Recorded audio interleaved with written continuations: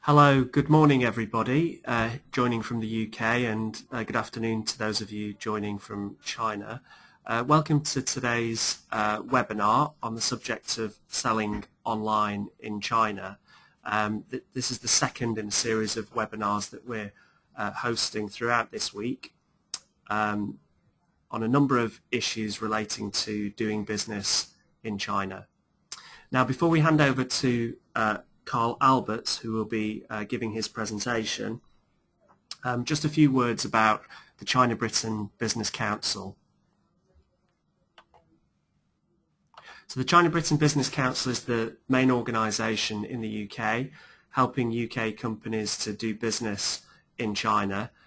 We've been established since 1954, so for the past 60 years we've been helping UK companies of all sizes and from all sectors, helping them to do business in China. We offer a range of advice, support and networking, and we also have a membership program, so you can join the China-Britain Business Council. We currently have around 900 companies, again, of all sizes and from all sectors of the economy. So those of you that are interested in doing business in China, I would urge you to visit our website and to look at the membership options. Certainly a good option for those of you that are considering setting up in China. We have a network of 23 offices across the UK and China. 13 of those offices are in China, and we also have a strategic partnership with UKTI. We're merged together with the British Chambers of Commerce in Beijing, and you can find more information via our Twitter feed and also from our website. Following on, many of you will have seen last week that the Prime Minister was visiting China, took the largest ever trade delegation out to China last week. Following on from that, CBBC has put together a suite of resources for SMEs, maybe thinking about entering the China market, looking to do business there for the first time. As well as these webinars, which we're hosting every day this week, we've also put together a guide on e-commerce in China, which follows on neatly from the subject of today's webinar. We also have a longer report that we've put together with Royal Mail on the subject of targeting the Chinese consumer. So worthwhile downloading and taking a look at those reports. You'll also find links to hundreds of live business opportunities in specific sectors, practical fact sheets for SMEs doing business in China, and case studies from a variety of different companies that have experience of doing business in China. All of those resources are available from our website, which is at www.cbbc.org/SME2China. So in terms of the webinars that we're running this week, many of you will have tuned in yesterday for the first session, which was on the subject of finding an agent or a distributor. That webinar can be downloaded from our website if you missed that. Along with today's session on selling online in China. Tomorrow we have a session on avoiding common scams and carrying out due diligence for companies new to China. Then on Thursday we have a session all about how to market your products in China, and then ending up on Friday with a webinar on the subject of CCC Chinese certification. These webinars are being put together with the support of the EU SME Centre in Beijing.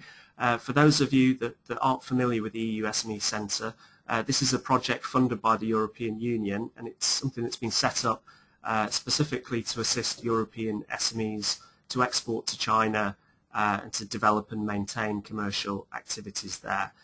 So they provide free and confidential information and advice, as well as practical support and services for SMEs looking to do business there. So just a brief overview of the Centre's services. There are experts on hand with information and advice, one-to-one consultation sessions with experts in the centres, The EU SME Centre also runs a series of regular webinars, training sessions and physical events in China as well. And their website, eusmecentre.org.cn, has a lot of useful information. For any questions as we go through the presentation, you should all see that there is a window. You should all be able to see a window. At the bottom of that window there is a box where you can ask questions. So I would encourage you to do so as we go through the presentation if you have any specific questions for Carl. We'll also wrap up with a Q&A session at the end. So if anyone is having any issues with hearing the speakers or would like to ask a question, then please do use that box to do so.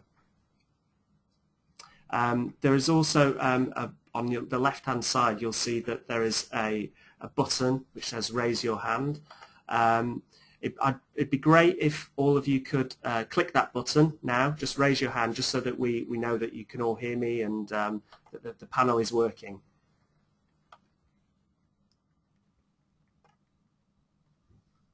Okay, that's excellent.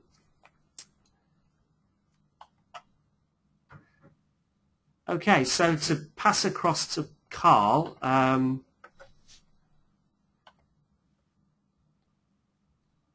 just before I pass across to Carl, just to introduce him, Carl has been working in the ICT sector for more than 25 years. He started his career at Ericsson Mobile before taking a position as marketing manager for Negrito Systems, which was one of the first online payment service providers in Europe.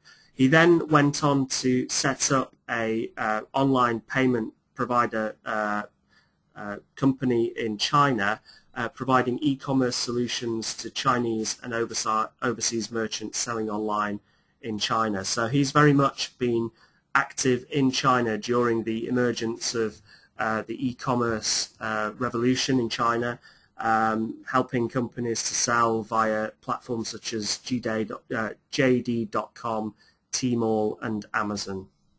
So with no further ado, I will hand across to Carl, and very much looking forward to hear his presentation.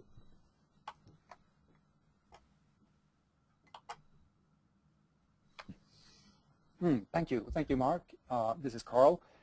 I am in Beijing right now. Here the time is 5:30. It's dark outside. It's something like 4+ degrees and very windy today, which is very good because the pollution will be not so bad. So that's the situation here. I would just like to say one thing about the presentation there that might be interesting for you to know when you hear me talk. I did set up a joint venture with Union Pay, which is an issuer, a card issuer here in China, sorry, which has issued more cards than Visa and MasterCard. So it's actually the world's largest card issuer with a fantastic brand recognition here in China, Union Pay. So that's doing business with them here online the last 5 years has been part of the background and the things that I'm going to share with you today in this presentation. So please give me the agenda, Mark.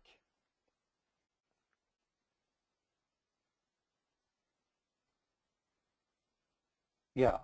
So first, why China? Why focus on China and why sell online in China? I will give some good reasons for that.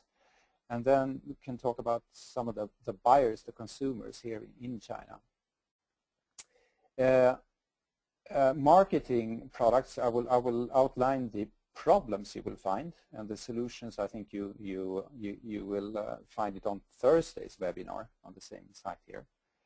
And then I will try to structure the options you have if you want to go to China and sell online, what different kind of models there are available, four main models that you can choose from. And then finish it off with two cases, two companies who has gone about this in two different ways. Some of the best practices and challenges they have. Yep. Next, please.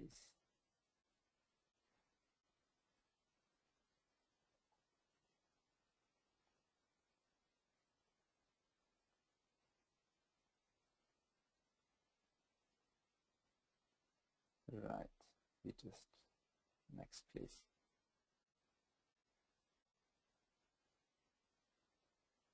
Right, so one of the, let's see, truths I found of people who are considering to sell to China, what they think of China as the way it is, and which is not really the case, that I would like to challenge, is the first one is China is mainly a factory and not a viable consumer market.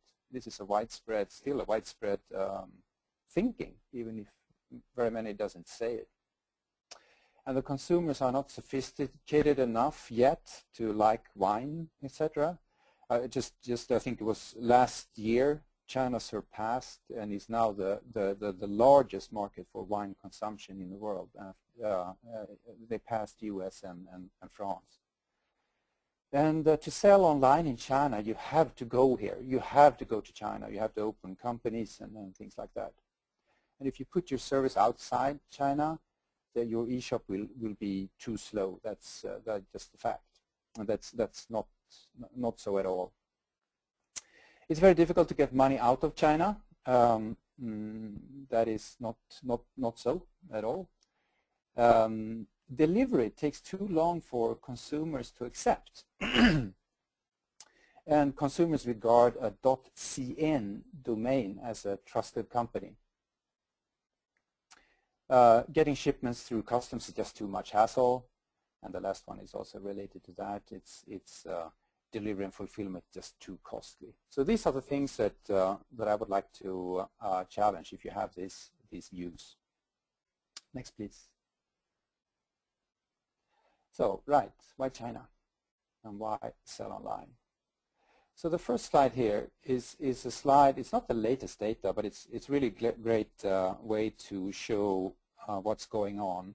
And I've been using this slide in many roadshows in Europe to small, medium-sized company to help them to think about China in a different way. And so in the upper right-hand side, you see mature markets like USA, India, sorry, USA, UK, Germany, Japan. Really no growth is going on. And the size of the bubble indicates the size of the market.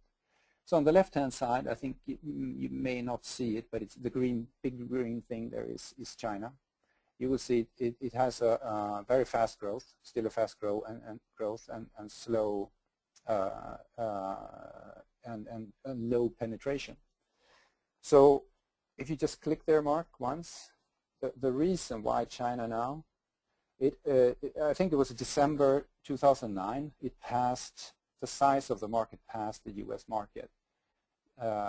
And so it is the largest market right now, and it's the fastest growing one with still low penetration. And the Chinese government support B2C. I think you were a little bit fast there, but let's see if we can have, there is a trend going on when China is sort of growing and growing and growing, even though the last 5 years is a lot of growth left there.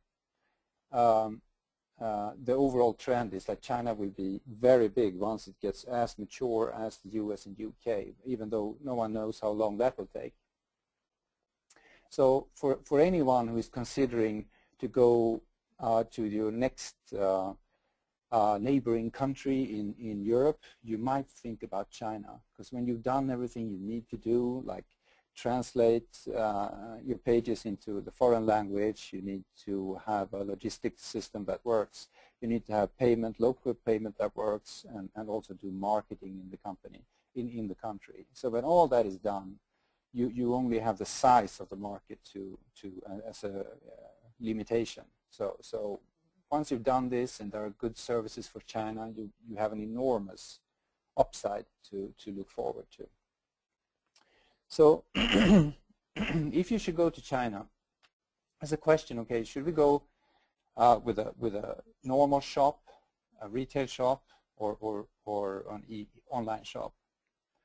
And I met a lot of companies, especially from Italy, that has been around Asia, the Asian markets, and said, hey, we're not an internet company, but when it comes to China, we have to change. We have to sell online. This is just far too big, and it would cost us too much, and we get too little result to just do retail. So you see two columns there on the slide. On the right-hand side, you see the internet reach, and on the left-hand side, you see the concentration, or the share that the top 20 retailers command of the companies of the country. So in the UK, France, and Germany, it's around 50%. So combined, the top 20 retailers, you cover around 50% of the country. And in China, that number is just about 10%. So all the big retailers, if you go with all the big ones, you still just cover 10% of the market. Whereas if you go online, you can address 50% immediately. So this is a very strong reason why sell online in China is a good idea. Next, please.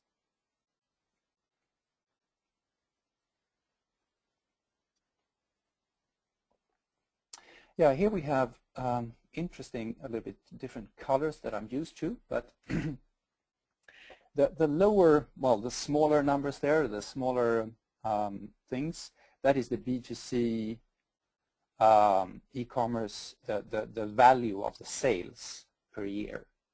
And so it's divided up in C2C and B2C. So combined, you will have the yearly number for e-commerce in China. And if you compare this with Europe, it's of course very different from Europe. The C2C wouldn't be biggest at all like this. And if you just hit one more time, Mark, I can see a little thing coming up, a little text there. No. I don't know what happened there. Yeah, okay. This one, yes. So B2C in 2014, it is estimated that it would be 40% of the market. So 60% will still be C2C. That's this estimation about 2014. So that still will be a considerable market. Not all C2C is actually C2C, but the whole deal of it is. And if you compare this to Europe, 7.5% will be online at that year, and if you compare it to Europe, which would be, I think it's a less than 5%. So, next, please. Yeah, this slide shows the largest category. Simply, it's clothes, fashion, shoes, etc., apparel. It's 35% of the category sold online, and it's very high. This number, 20%, it's estimated that 20% of these product categories are sold online, and I have questioned these numbers, but I talked to several Chinese, and they say, no, it can be there. I never buy any clothes other than online. So take away, maybe it's 18, 17%, but it's still a very high number. And if you contrast that to food, for instance, which is sold 1% online, sorry, and only 4% of all the things that are sold online. There are platforms. I will talk more about platforms now, but 3-4 platforms just concentrating on selling food. So food is big, and it's going to be a lot bigger in China. Now, while we're looking at this, you will see here the whole presentation, and also these numbers is not. It's mainly focused on products and not on services. So I will try to comment. I'll try to remember to comment and say something about services when you sell cross-border. Next, please.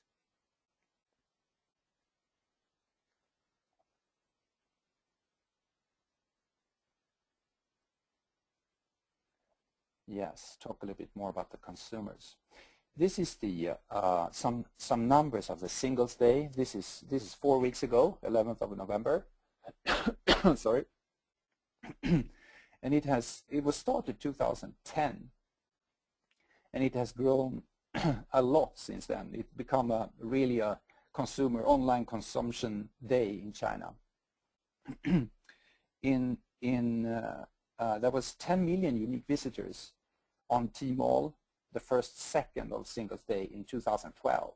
10 million the first second. That's amazing. So the whole I know my company was sitting there and looking for good products to buy. So there was a lot of merchants who have only 24-hour discounts that day.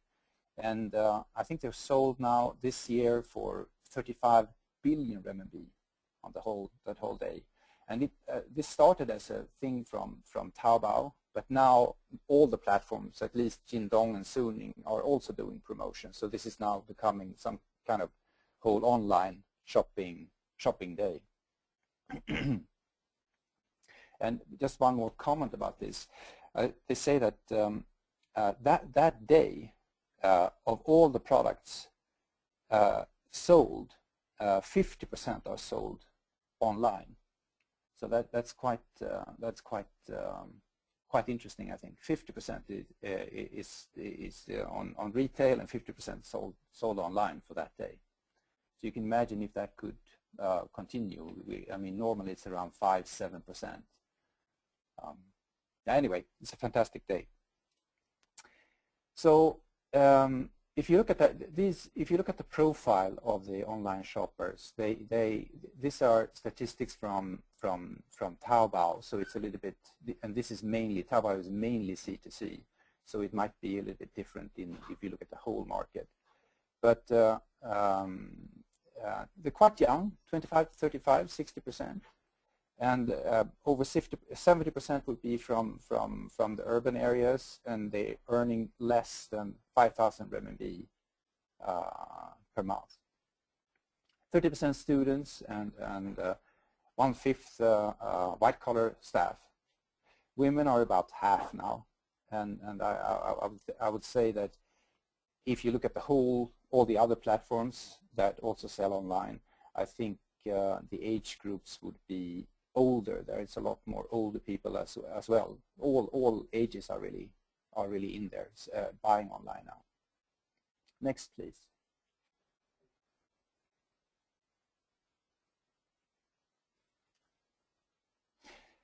Yeah, this is an interesting and important thing to consider when it comes to the buyers online. The group that spends the most, here they're called super heavy spenders, but it's just saying over 10,000 renminbi annually of sales online. They're only 7% of the shoppers, but they account for 40% of all the values that are purchased.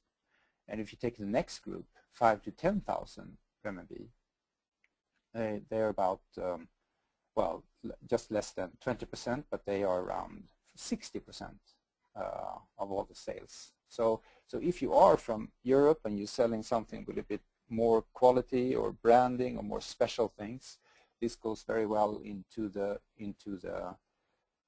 groups that are really spending the money, really paying for things on the internet. So that's a good opportunity to sell online as well. Next, please.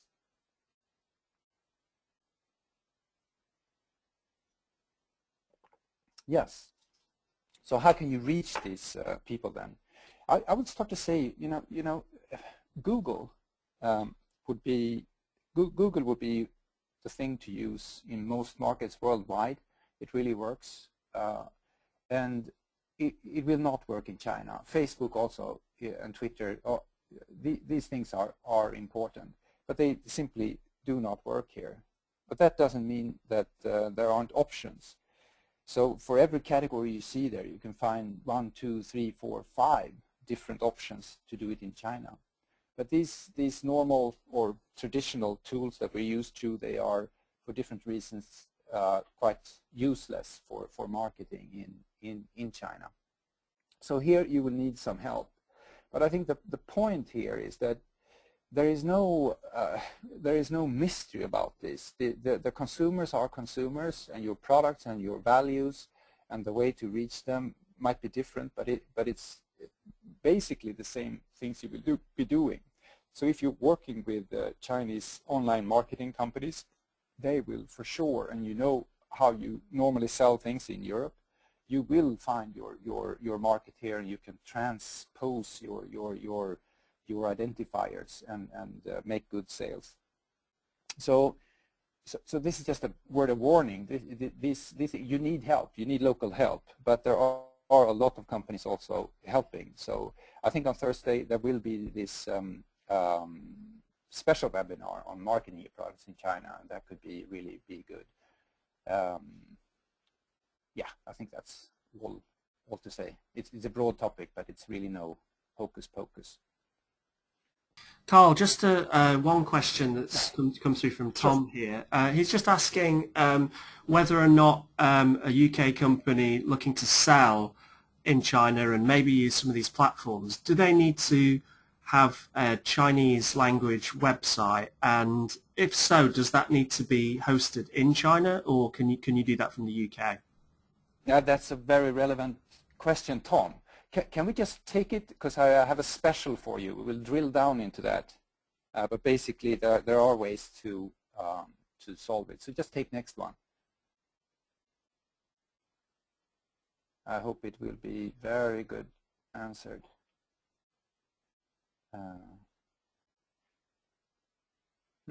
Seems to be moving backward. Here we go. Yeah, we get into the platform first, and then I will structure up the different options how to sell in China. So what we're looking at now is the C2C platform that's totally dominated by Taobao, and there are some others, but Taobao would be definitely the one. So there's a question mark if we as a companies, small medium-sized companies, should use or could use these things. So if you take the next slide, I will give you some pros and cons. I mean, small companies, really small companies who are trying out the market, I think this is a very interesting option. So, but for little bigger ones, as soon as you become a little bit big, this might not be so, it might be very difficult to use. So look at the pros here to go to Taobao, the C2C platform. There is a huge traffic there. Remember, it's still 2014, 60% is anticipated to be sold here in China, 60%.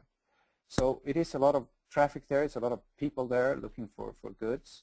It's easy to open a shop. It's very low cost to operate, and the requirements for documentation for your products and also for the owner of the shop is quite low, relatively low, and the deposit to put in is also low. However, you have to consider that the owner has to be an individual, and that individual also has to be a Chinese citizen. And the settlement will go into that person, the bank account that person controls. So it can be very easy to lose control of your shop. You can imagine. I put in there something I called unequal competition. So if you have something that really works in Europe, you have a brand and some unique products, you can, if you're successfully selling, you can be sure that there are others who are going to sell the exact same thing, but it's not going to be the exact thing. It's going to be a little bit different, and they're going to be from China.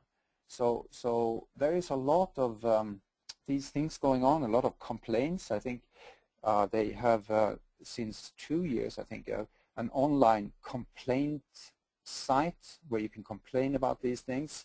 And I think last year they received something like 5 to 7 million complaints. So this is a problem for sure.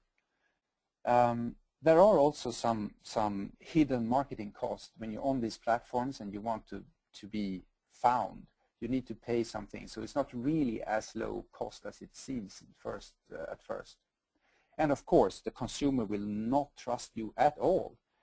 So they know it's a lot of, it could be anyone selling. It's not a company, right? It could be anyone.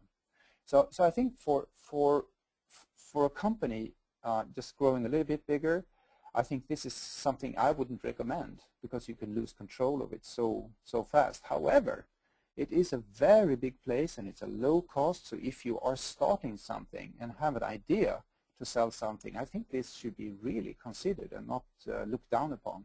Because a lot of big companies were small, very small, just ideas when they started, and this is a very interesting option. But you need to be aware of these things, really. So yeah. So these are this is the landscape, the structure of the platforms in China. I mean, I would say in Europe we will have Amazon, we have eBay, but after that I'm not sure. Do we have any bigger platforms? I don't think so. But it's very different here in China. Tmall is very big. That's where you go and shop and do a lot of shopping. The next one is Jingdong, which is the second largest one, and then followed by a whole range of platforms. And it's not really some platforms fit different product categories. So you shouldn't be as simple as oh, you put it on the biggest one, the Tmall, and then you're home safe. That might not be really the case. It's easier to be visible and found the right consumers on other platforms. Yeah, next please.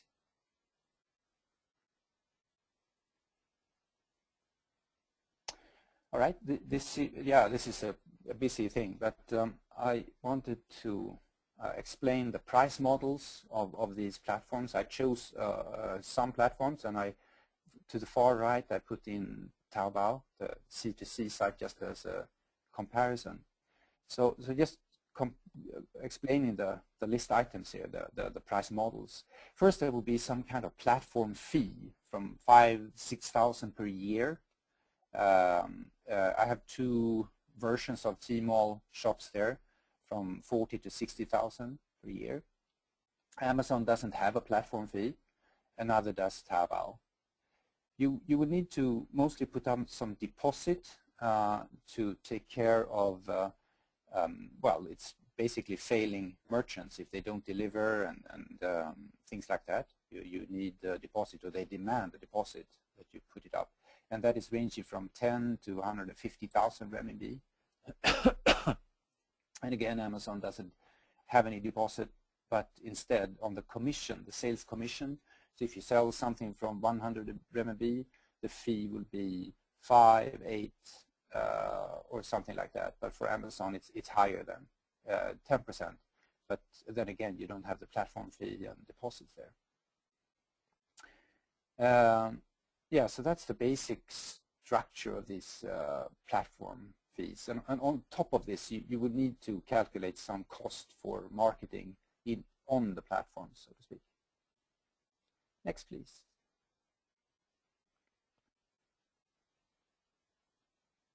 Yeah, well, I think didn't you miss one there, Mark?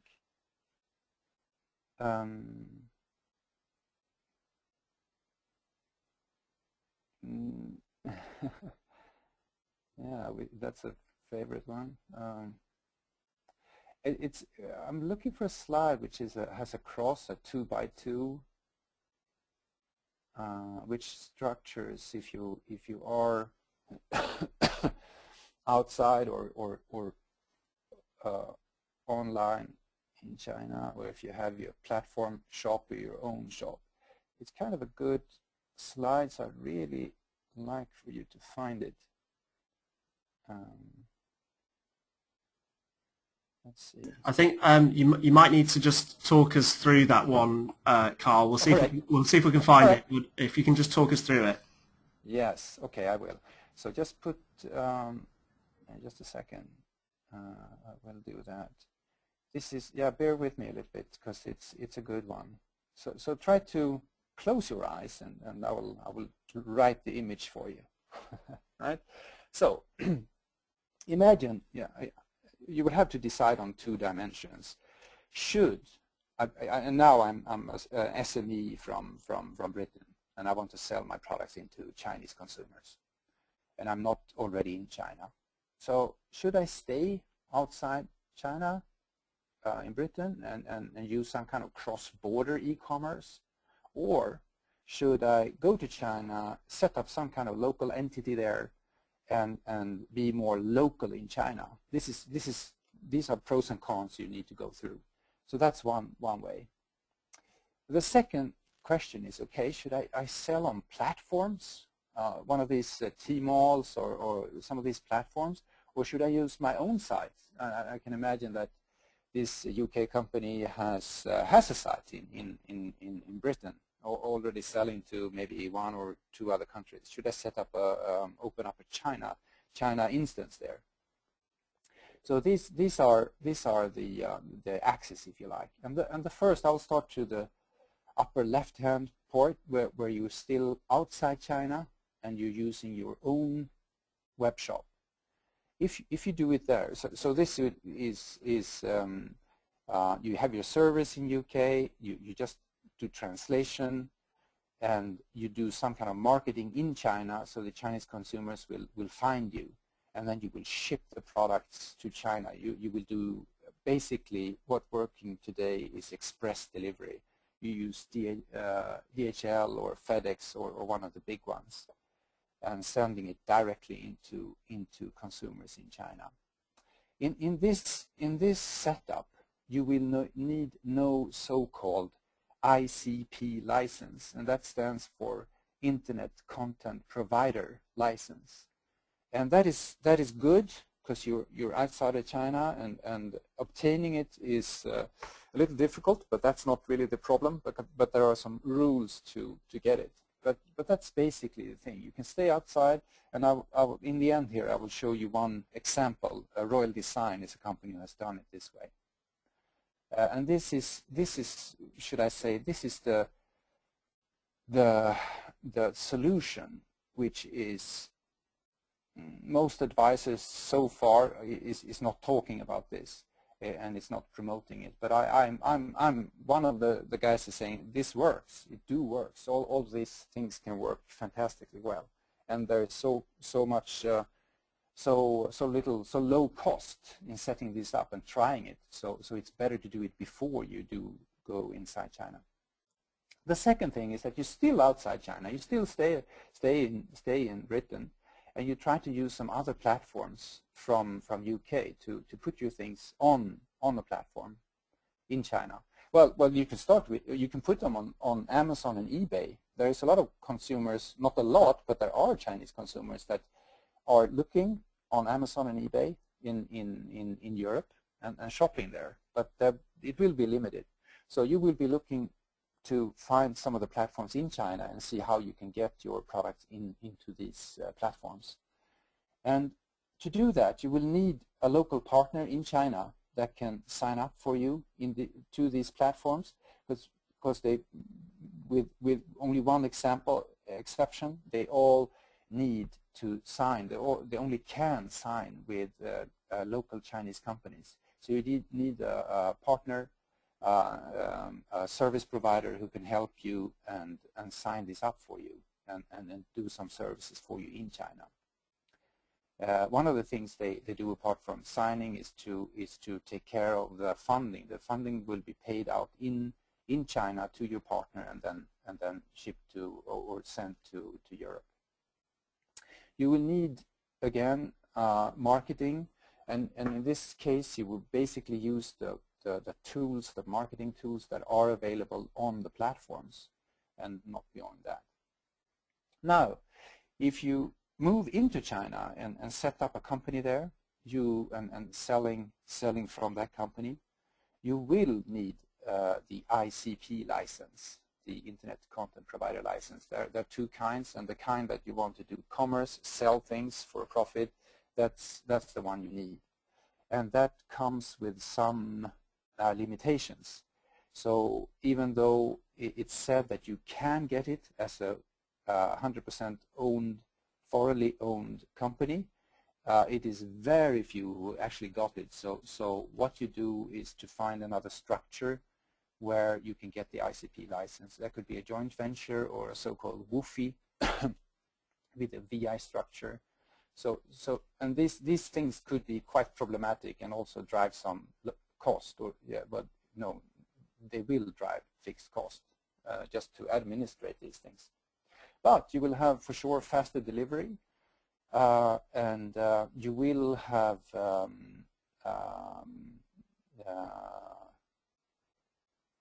well, what is the, you will have good delivery, good control of your partners, and a lot less, well, you will be on top of your things in China, you will have staff in China, so you will be more local. And of course the money will be settled in banks in renminbi in China, so no money will stay there. And the last point is that if you're already in China and you want to put them up in the other platforms or some of the other platforms, you could easily or much easily do that.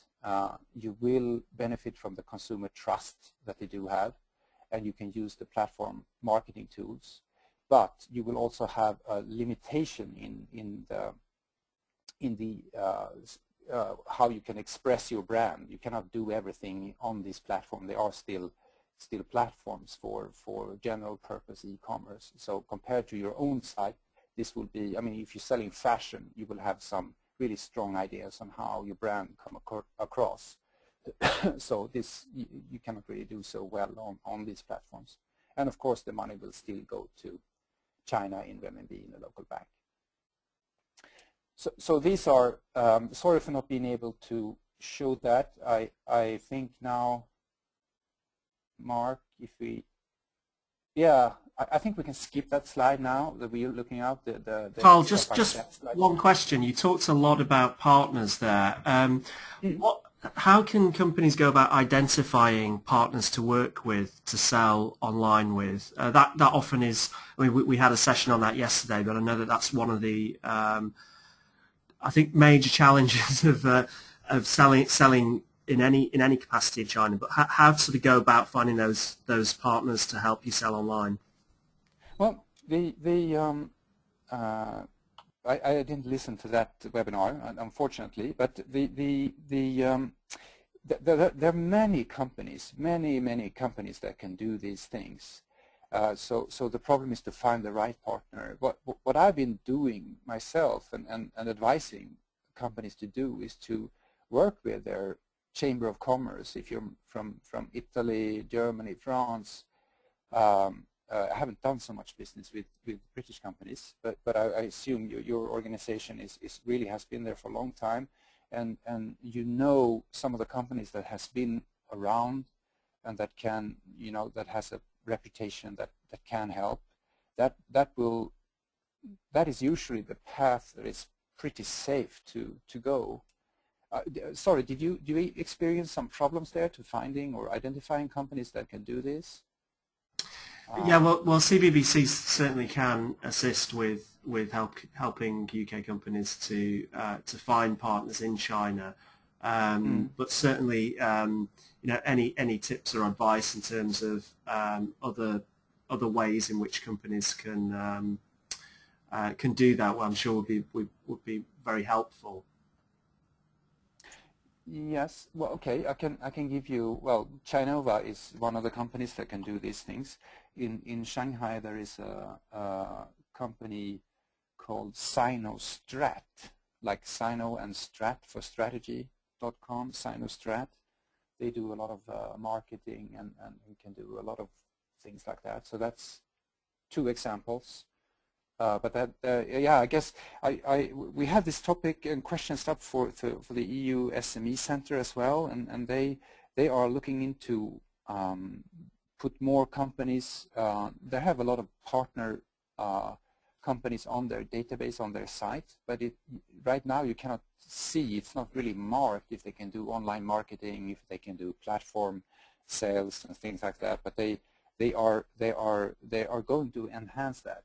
That's what I heard. So I hope that can help a little bit, at least. Okay, that's great. Thanks, Carl. All right. So these are now two companies that gone about this in two different ways. The first one is cross-border e-commerce, which I think it's interesting to see that they have no staff in China and they have no ICP license, right? So they're a European company and everything they do is by services.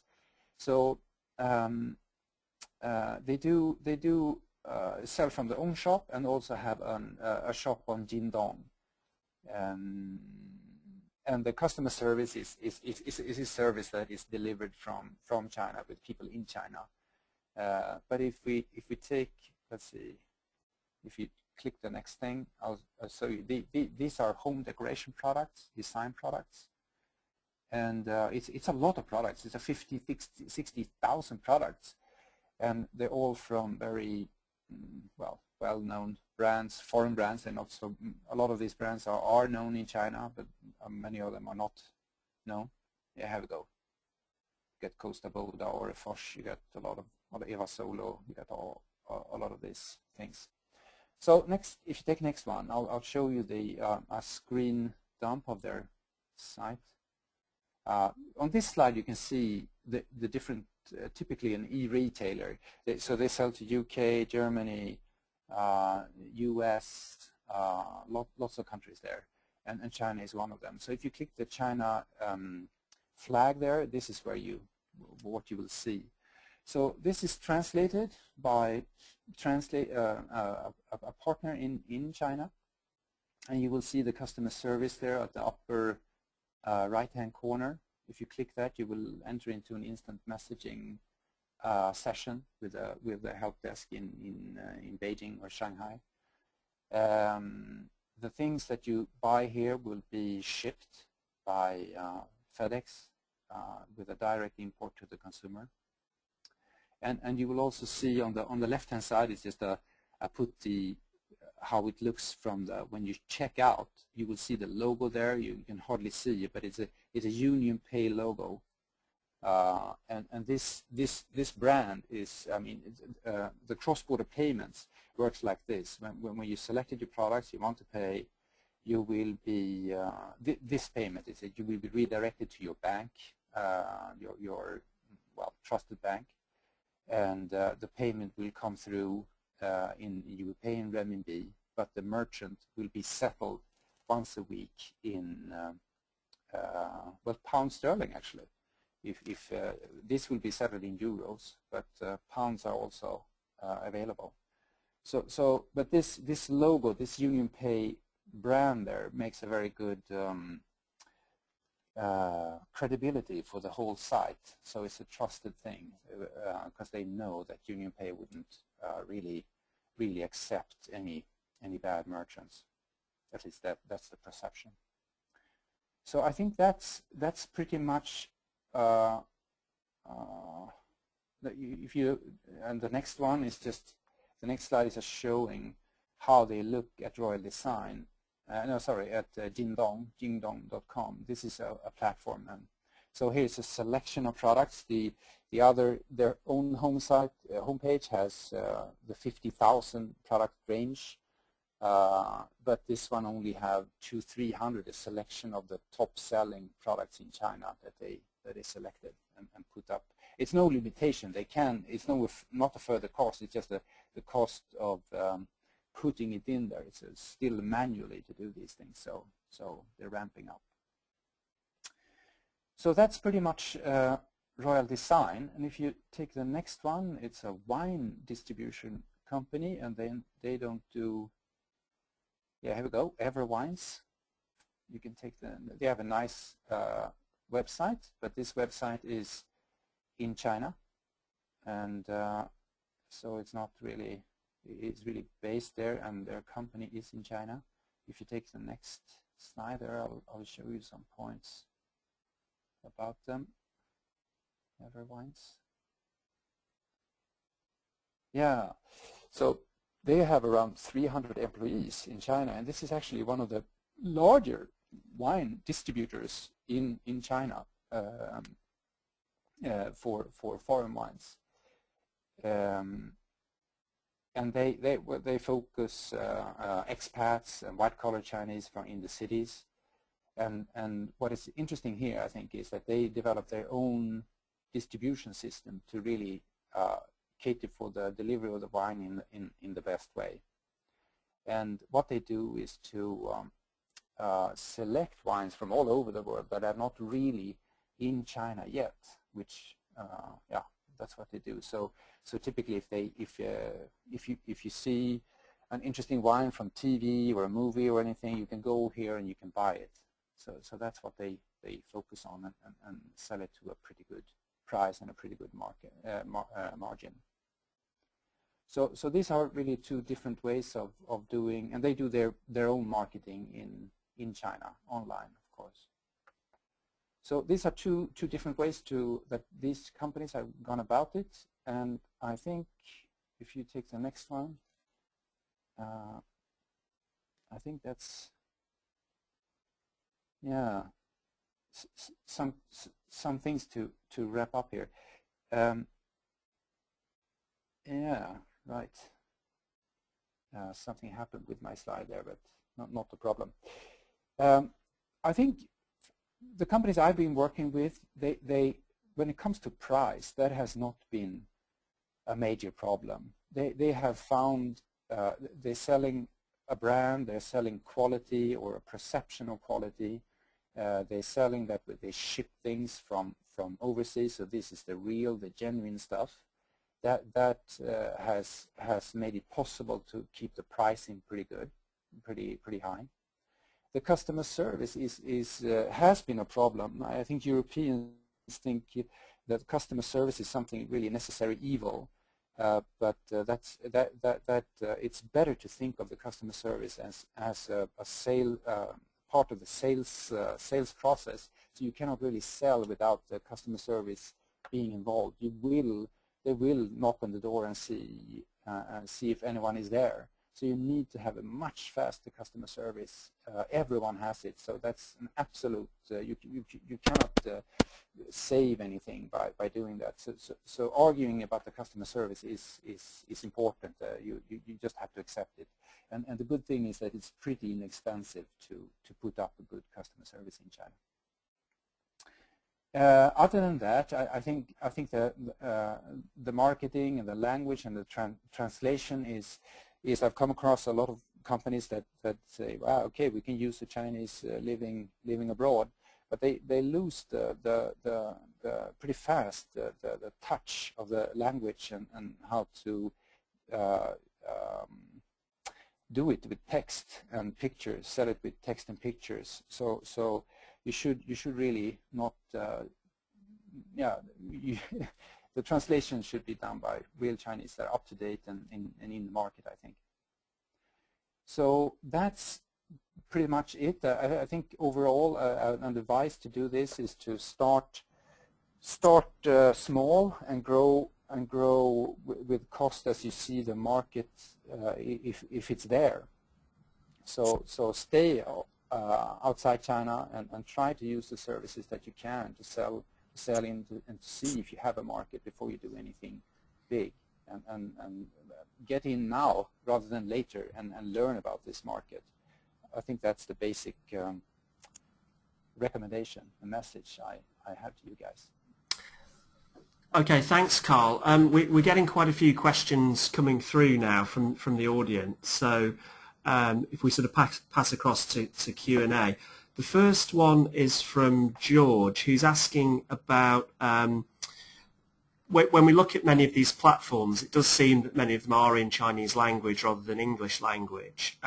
So which of them are sort of making proactive efforts to help foreign sellers in terms of the English language support for setting up an online store and so on? I think for sure Tmall, the biggest one. Also Jingdong is pretty good, and Amazon, of course. They have, I think they have it in the platform by default. So the other ones, and especially for the new ones with food, there is no support for English yet. Yeah, I mean, my impression there is that it seems to be that the platforms are beginning to realise that they need to cater more for foreign brands selling into China, so they're providing more support, more English language support than they did in the past. Um, Yes. Obviously, it's a very fast changing market, so they're maybe a bit slow in reacting to the demand for that support from foreign brands. Mm. Well, related to that is of course, I think a lot more has English for the consumers. So they do hope that there will be overseas buyers of their products.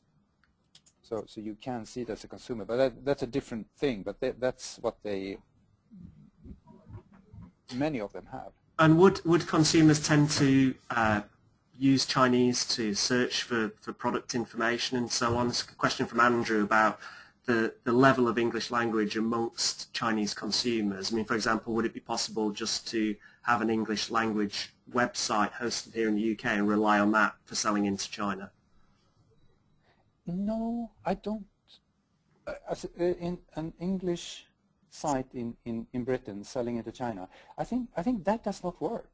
There are some overwhelming statistics about there is so few that read English that read compared to Chinese. If you want to sell anything, I think you need to translate it. You need to have Chinese. I think that's a if you do that, then you're on the a little bit on the radar, so to speak. You have to do a little bit of, not very much, but a little bit of marketing. But then on social media in China, then it can work a lot better. But if you only if you don't have Chinese, I think you will be very limited in sales. Very limited.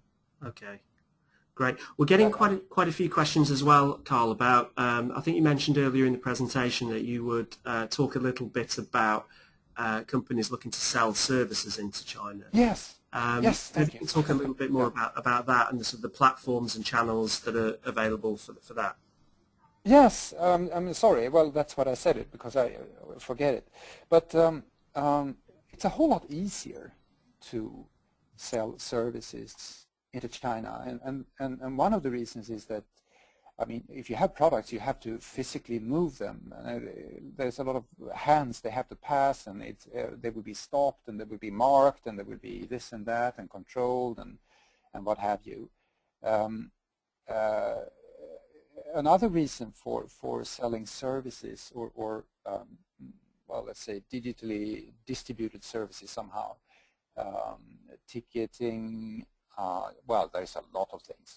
I mean, you have so many things. Entertainment. Yeah, well, a lot of services like that. Is that area is not so regulated. It's basically still that you need to keep out of well, adult entertainment, because your site will be blocked. They're very active in blocking sites that becomes too big or is not proper in that way. And also any, let's call it politically challenging material will not do. And the third category would be game of chance, casino and other forms of game of chance would also not be tolerated but will be blocked. So I mean, even though it's quite easy to if you're inside China to get around this, it will still be very limited, much more limited market if you are doing anything like that. But other than that, it's pretty much it's much more easy to set it up and distribute it and sell it actually. So yeah, that's some general observations about that. I mean, the platforms, I would say you're better off using your own website for the services rather than doing platforms. You don't really need the platforms. That's my experience, I think. Yeah. Okay, thanks, Carl. There's lots of questions remaining about various different issues. And unfortunately, we've sort of ran out of time for today's session. But I'm sure that Carl will be very happy to follow up. We will pass these questions through to Carl, and we'll also pass through Carl's contact details. I would also encourage any of you with specific questions to contact us here at CBBC. We can put you in contact with a local China business advisor. We also, if you go to our YouTube page, our CBBC YouTube website page, there are various resources on there in terms of past webinars. So, for example, we have ran webinars in the past looking at the subject of protecting intellectual property, which is very much relevant to some of the issues that we've been discussing today. I know that also EU SME Centre has a webinar next week on the 17th of December. That's focused specifically on the gaming and software industry in China, but that's also going to look at the issue of market access and IP. So I would encourage you to check their website as well for information on that. Finally, we will also be hosting our China Business Conference on January the 14th here in London, which is a big-scale, large-scale China business networking event with speakers on a variety of issues and topics. So for those of you available, I would encourage you to come along to that. So please send through any additional questions that you have. We'll be more than happy to answer them. We will be distributing a copy of the slide deck, and this presentation can also be downloaded from our website. Okay, so thank you for joining, and hopefully we'll see you all tomorrow for the session on avoiding scams when doing business in China. Thank you.